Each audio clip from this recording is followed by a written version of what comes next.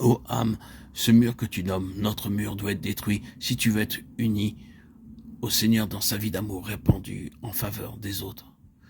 Il faut que les murs soient renversés, Ésaïe 22:5. Il n'y a point de mur de séparation dans la vie céleste.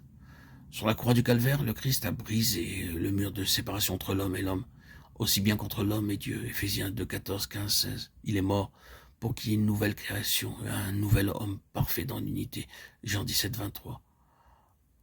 En lui doivent cesser toutes les divisions que provoque le péché. Dans la salle du festin, l'âme ne pense pas aux autres. Elle est trop absorbée par ces jours de ciel sur la terre. Elle ne désire pas regarder au-delà, ni se tourner vers ceux qui ont le cœur brisé et que la tristesse accable.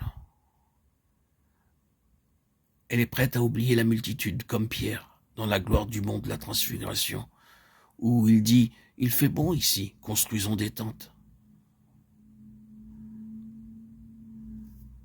L'âme, dans la joie de la communion intérieure, ne discerne pas que toute l'attitude du bien-aimé est celle de l'action.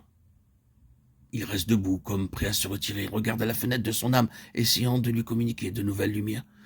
Tout en lui semble dire « Lève-toi, suis-moi ». Mais elle est trop heureuse, trop satisfaite, dans la salle du festin, pour comprendre. Plus tard, elle discernera plus promptement la pensée du Seigneur. Elle comprendra immédiatement ce qu'il veut lui dire.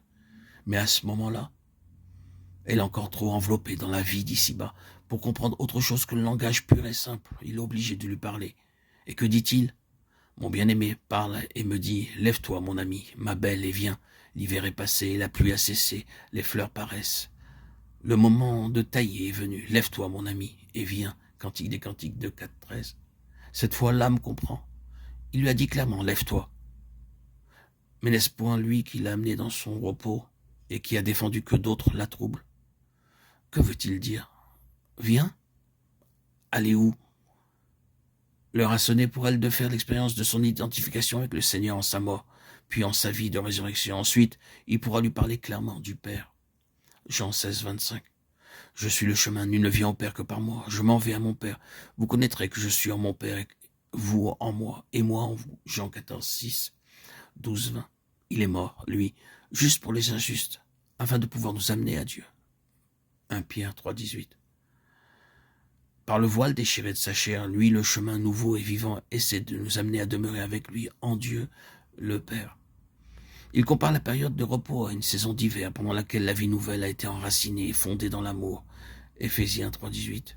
Elle doit être fortifiée pour pouvoir recevoir toute la plénitude de Dieu. Éphésiens 3, 19.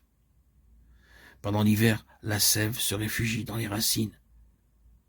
Il n'y a plus d'apparence de vie. Mais maintenant l'hiver est passé, il est temps de se lever. Voici le printemps. Silencieusement, les pluies de l'esprit sont tombées et ont préparé l'âme pour sa vocation. Le bien-aimé voit des fleurs. Il voit aussi une quantité de sarments qui ont besoin d'être taillés avec sagesse. Il commence à manifester sa volonté dans les choses extérieures de la vie pour qu'elles soient mises d'accord avec l'état intérieur de l'âme. Pendant le temps de repos, il n'a cessé de travailler profondément, silencieusement, en elle. Elle s'occupait de lui. Lui s'est occupé du développement des racines, afin que le moment venu d'émonder, elle fût capable de supporter l'action du divin vigneron. Lève-toi, mon ami, et viens. Il faut que tu collabores avec moi pour cette œuvre. Il faut que tu comprennes ce que je fais, que tu le vives, si tu veux me connaître, moi, et faire la preuve de ma puissance et de ma vie sans limite. Viens, et je te ferai connaître le Père.